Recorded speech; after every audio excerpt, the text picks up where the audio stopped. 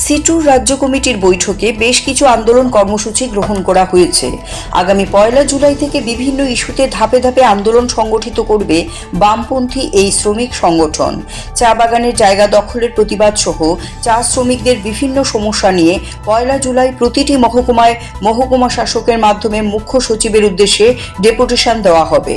4 জুলাই পরিবহন ক্ষেত্রের শ্রমিকদের স্বার্থে বিভিন্ন দাবিতে ডেপুটেশন দেওয়া হবে দপ্তরের কমিশনারের কাছে। ওই দিন রাজধানীর মোটর স্ট্যান্ড থেকে মিছিল শুরু হবে। বৃহস্পতিবার সিটুর রাজ্য কার্যালয়ে এক সাংবাদিক সম্মেলনে এই সমস্ত বিষয়গুলি বিস্তারিত জানানো হয়। সাংবাদিক সম্মেলনে ছিলেন সংগঠনের রাজ্য সম্পাদক শঙ্কর প্রসাদ দত্ত, সভাপতি মানিক দে সহ অন্যান্যরা। এখানে শেষ নয়, আগামী 10 জুলাই দেশব্যাপী দাবি দিবস পালন করবে সিটু। তারই অঙ্গ হিসেবে ওই দিনই রাজ্যেও পথে নামবে কেন্দ্র এবং রাজ্য সরকারের বিভিন্ন জনবিরোধী নীতির প্রতিবাদে এই কর্মসূচি গ্রহণ করা হয়েছে বলে জানান শঙ্কর প্রসাদ দত্ত। তিনি বেকার, বঞ্চনা, কর্মসংস্থান বন্ধ করে দেওয়া, আশা, মিড ডে মিল সহ বিভিন্ন বিভাগের কর্মীদের নিয়মিত বেতন না দেওয়া সহ বিভিন্ন ইস্যুতে সরকারের তীব্র সমালোচনা করেন। বিরোধীরা যে আগামী দিনগুলোতে বিভিন্নভাবে সরকারের উপর চাপের রাজনীতি করবে তা এই দিনের এই ঘোষণা থেকে আবারও স্পষ্ট। গত 25শে জুন রাজ্য ওয়ার্কিং কমিটির সভা আমরা করি। সারা রাজ্য থেকে আমাদের ওয়ার্কিং কমিটির সদস্যরা উপস্থিত ছিলেন।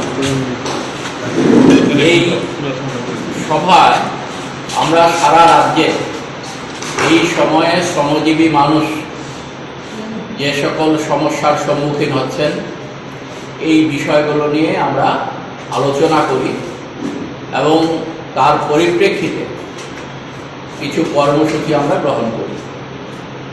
প্রথম যে কর্মসূচি আমরা গ্রহণ করি তা হচ্ছে আগামী 1 জুলাই ত্রিপুরা রাজ্যে এক মারাত্মক কেলেঙ্কারি আমাদের রাজ্যের সরকার করে।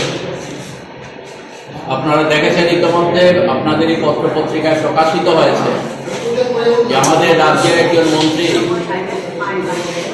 তিনি চা বাগানের ম্যানেজারকে চিঠি দিয়ে বাগানের জায়গা দিয়ে দেওয়ার জন্য বলেছেন। আমাদের দেশে প্ল্যান্টেশন লেবার অ্যাক্ট বলে যে আইন আছে, সে আইনে চা বাগানের জমি কেউ নিতে পারে না। একমাত্র জাতীয় স্বার্থে যদি কোনো কাজ হয় এবং সেটাও ডিএম বিশেষভাবে উদ্যোগ গ্রহণ করে এই জমি নেওয়ার কাজটা করতে পারেন, তাও যদি খালি জায়গা। CRI TV, channel for news and entertainment.